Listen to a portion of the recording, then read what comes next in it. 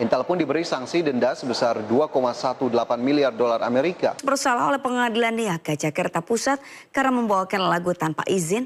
Startup Goto dilaporkan ke Polda Metro Jaya atas sengketa merek Goto oleh PT Terbit Financial Technology.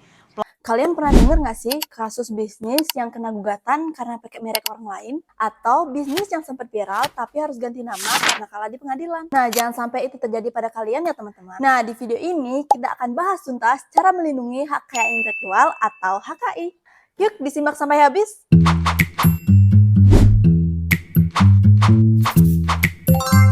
Kalian pasti udah gak asing lagi kan sama brand yang namanya Geprek Bensu. Tapi kalian tahu nggak merek ini sempat jadi sorotan karena kasus yang panjang. Ternyata merek Bensu itu udah didaftarkan oleh pihak lain, yaitu Beni Sujono, pemilik geprek ayam Geprek Bensu. Hasilnya Ruben Onsu dan bisnisnya Geprek Bensu sempat kalah di Mahkamah Agung dan harus menghadapi proses hukum yang cukup melelahkan. Nah, HKI harus bisa melindungi kita sebagai insan ini. Nah, ini contoh nyata kenapa kita harus mengetahui HKI dan pentingnya mendaftarkan HKI sejak awal. Bayangin aja, brand yang udah viral tapi nggak punya perlindungan hukum, ngeri banget kan?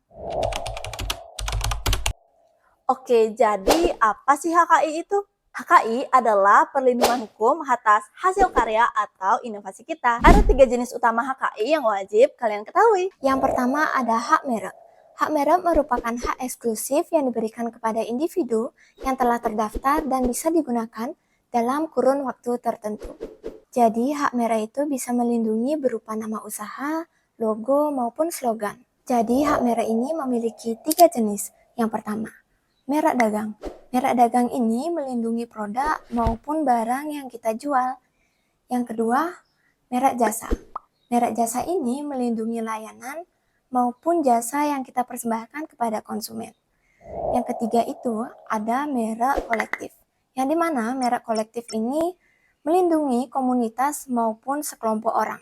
Untuk contoh hak merek itu ada nama Geprek Bensu dan logo Starbucks. Yang kedua yaitu ada hak cipta. Hak cipta adalah hak eksklusif pencipta yang secara otomatis berdasarkan prinsip deklaratif setelah suatu ciptaan diwujudkan dengan nyata, tanpa mengurangi pembatasan sesuai dengan ketentuan perundang-undangan, seperti melindungi karya orisinal yang punya unsur seni dan kreatif. Contohnya yaitu seperti lagu, desain baju, konten YouTube, artikel, dan software. Nah, adapun beberapa jenisnya, yang pertama yaitu ada karya tulis dan seni seperti buku, puisi, film, dan musik. Yang kedua yaitu ada karya teknologi seperti program komputer, dan yang terakhir yaitu karya arsitektur seperti desain bangunan. Yang ketiga ada hak paten. Menurut Undang-Undang Nomor 14 Tahun 2021 Pasal 1 Ayat 1, hak paten adalah hak eksekutif yang diberikan oleh negara kepada investor atas hasil penemuannya di bidang teknologi untuk selama waktu tertentu dengan melaksanakan sendiri penemuannya atau dengan membuat persetujuan kepada pihak lain untuk melaksanakannya. Nah, contoh hak paten misalnya mesin cuci hemat air, teknologi kamera ponsel, dan lain-lain.